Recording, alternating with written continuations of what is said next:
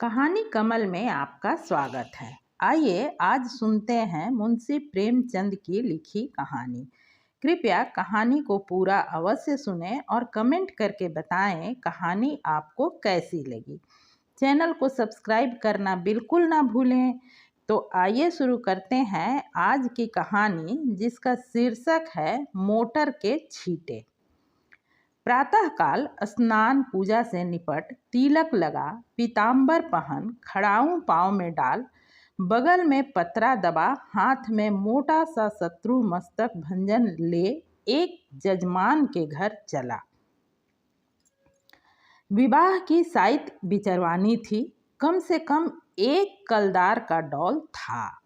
जलपान ऊपर से, और मेरा जलपान मामूली जलपान नहीं है। बाबुओं को तो मुझे निमंत्रित करने की हिम्मत ही नहीं पड़ती। उनका महीने भर का नाश्ता मेरा एक दिन का जलपान है। इस विषय में तो हम अपने सेठों साहूकारों के कायल हैं। ऐसा खिलाते हैं और इतने खुले मन से कि चोला आनंदित हो उठता है। जजमान का दिल देखकर ही मैं उनका निमंत्रण स्वीकार करता हूँ। खिलाते समय किसी ने रोनी सूरत बनाई और मेरी क्षुधा गायब। रो कर किसी ने खिलाया तो क्या, ऐसा भोजन कम से कम मुझे तो नहीं पचता। जजमान ऐसा चाहिए कि ललकारता जाए, लो शास्त्री जी एक बालूशाही और लो शास्त्री जी एक मिठाई और लो, और मैं कहता जाऊं नहीं जजमान अब नहीं। रात खूब वर्षा हुई थी। सड़क पर जगह जगह पानी जमा था। मैं अपने विचारों में मग्न चला जाता था कि एक मोटर छप छप करती हुई निकल गई। मुंह पर छींटे पड़े। जो देखता हूँ तो धोती पर मानो किसी ने कीचड़ घोलकर डाल दिया हो। कपड़े भ्रष्ट हुए, अब अलग। देह भ्रष्ट हुई, वह अलग। आर्थिक क्षति जो हुई वह अलग। अगर मोटर वाले को पकड़ पाता तो ऐसी मरम्मत करता कि वे भी याद करते। मन मसोस कर रह गया। इस वेश में जजमान के घर तो जा नहीं सकता था। अपना घर भी मील भर से कम न था। फिर आने जाने वाले सब मेरी ओर देख देख कर तालियां बजा रहे थे। ऐसी दुर्गति मेरी कभी नहीं हुई। अब क्या करोगे मन? घर जाओगे तो पंडिताइन क्या कहेगी? मैंने चटपट अपने कर्तव्य को निश्चय कर लिया। इधर उधर से 10-12 पत्थर के टुकड़े बटोर लिए और दूसरी मोटर की राह देखने लगा। ब्रह्म तेज सिर पर चढ़ बैठा था। अभी 10 मिनट भी न गुजरे होंगे कि एक मोटर आती हुई दिखाई दी। ओहो, यह तो वही मोटर थी। शायद स्वामी को स्टेशन से लेकर लौट रही थी। ज्यों ही समीप आई मैंने एक पत्थर चलाया। भरपूर जोर लगाकर चलाया था। साहब की टोपी उड़कर सड़क के उस बाजू पर जा गिरी। मोटर की चाल धीमी हुई। मैंने दूसरा फेरा किया। खिड़की के शीशे चूर चूर हो गए और एक टुकड़ा साहब बहादुर के गाल में भी लगा। खून बहने लगा। मोटर रुकी और साहब उतर कर मेरी तरफ आए। गुस्सा तान कर बोले, सुअर, हम तुमको पुलिस में देगा। इतना सुनना था कि मैंने पोथी पत्रा जमीन पर फेंका और साहब की कमर पकड़कर अड़ंगी लगाई तो कीचड़ में भद्द से गिरे। मैंने चट सवारी गांठी और गर्दन पर एक 25 रग तबा तोड़ जमाए कि साहब चौंधिया आ गए। इतने में उनकी पत्नी जी उतर आई। ऊंची एड़ी का जूता, रेशमी साड़ी, गालों पर पाउडर, होठों पर रंग, भौं पर स्याही, मुझे छाते से गोदने लगी। मैंने साहब को छोड़ दिया और डंडा संभालते हुए बोला, देवी जी, आप मर्दों के बीच में ना पड़े। कहीं चोट चपेट आ जाए तो मुझे दुख होगा। साहब ने अवसर पाया तो संभल कर उठे और अपने बूटदार पैरों से मुझे एक ठोकर जमाई। मेरे घुटने में बड़ी चोट लगी। मैंने बौखला कर डंडा उठा लिया और साहब के पांव में जमा दिया। वह कटे पेड़ की तरह गिरे। मेम साहब छतरी तान कर दौड़ी। मैंने धीरे से उनकी छतरी छीन कर फेंक दी। ड्राइवर अभी तक बैठा था, अब वह भी उतरा और छड़ी लेकर मुझ पर पील पड़ा। मैंने एक डंडा उसको भी जमाया। लौट गया वह। 50 आदमी तमाशा देखने जमा हो गए। साहब भूमि पर पड़े पड़े बोले, राक्षस, हम तुमको पुलिस में देगा। मैंने फिर डंडा संभाला और चाहता था कि खोपड़ी पर जमाऊं कि साहब ने हाथ जोड़कर कहा, नहीं नहीं बाबा, हम पुलिस में नहीं जाएगा, माफ़ी दे दो। मैंने कहा, हाँ, पुलिस का नाम न लेना, नहीं तो यहीं खोपड़ी रंग दूंगा। बहुत होगा 6 महीने की सज़ा हो जाएगी, मगर तुम्हारी आदत छुड़ा दूंगा। मोटर चलाते हो तो छींटे उड़ाते चलते हो, मारे घमंड के अंधे हो जाते हो। सामने या बगल में कौन जा रहा है इसका कुछ ध्यान ही नहीं रखते। एक दर्शक ने आलोचना की, अरे महाराज, मोटर वाले जानबूझकर छींटे उड़ाते हैं और जब आदमी लथपथ हो जाता है तो यह सब उसका तमाशा देखते हैं और खूब हंसते हैं। आपने बड़ा अच्छा किया कि एक को ठोक दिया।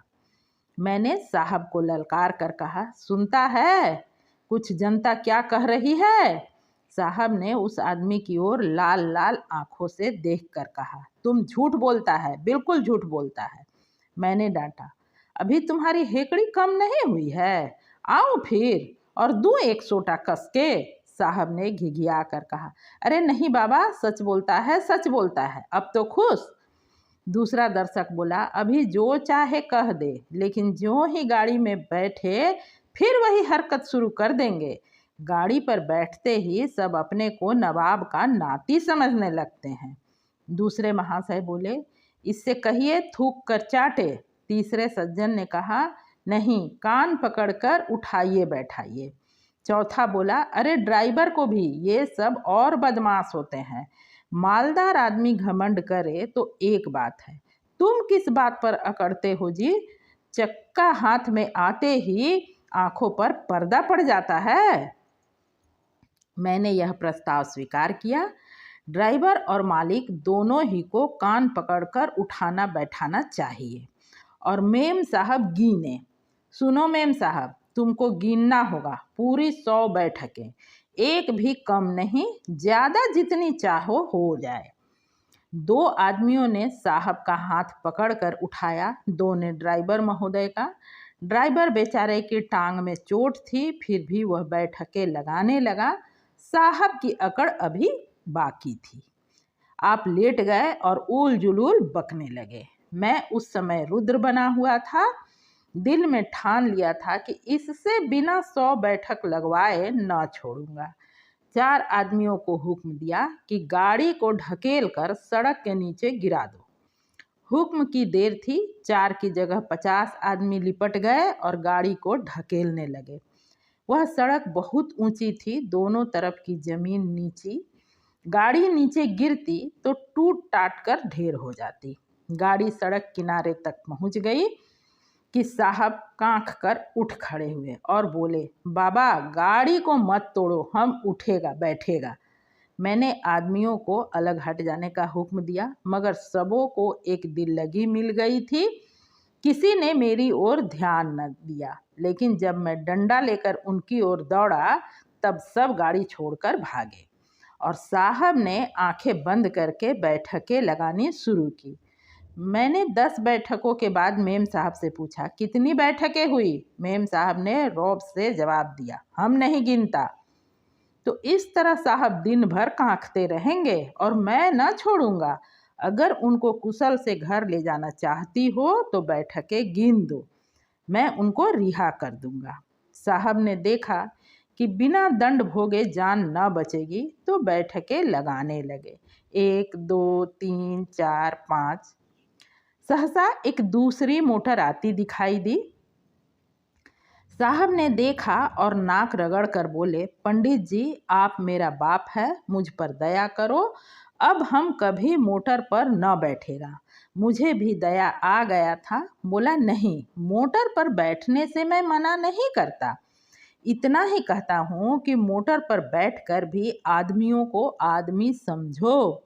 दूसरी गाड़ी तेज चली आती थी। मैंने इशारा किया। सब आदमियों ने दो दो पत्थर उठा लिए। उस गाड़ी का मालिक स्वयं ड्राइव कर रहा था। गाड़ी धीमी करके धीरे से सड़क जाना चाहता था कि मैंने बढ़कर उसके दोनों कान पकड़े और खूब जोर से हिलाकर और दोनों गालों पर एक एक पड़ाका देकर बोला, गाड़ी से छींटा न उड़ाया करो, समझे? चुपके से चले जाओ। यह महोदय बकबक तो करते रहे, मगर 100 आदमियों को पत्थर लिए खड़ा देख बिना कान मुंह डुलाए चलते हुए। उनके जाने के 1 मिनट बाद दूसरी गाड़ी आई। मैंने 50 आदमियों को राह रोक लेने का हुक्म दिया। गाड़ी रुक गई। मैंने उन्हें भी 4 पड़ाके देकर विदा किया, मगर ये बेचारे भले आदमी थे, मजे से चाटे खाकर चलते हुए। सहसा एक आदमी ने कहा, पुलिस आ रही है, और सब के सब हुर्र हो गए। मैं भी सड़क के नीचे उतर गया और एक गली में घुसकर गायब हो गया। समाप्त। कहानी पसंद आई हो तो कमेंट करें। चैनल को सब्सक्राइब करना बिल्कुल ना भूलें। पूरी कहानी सुनने के लिए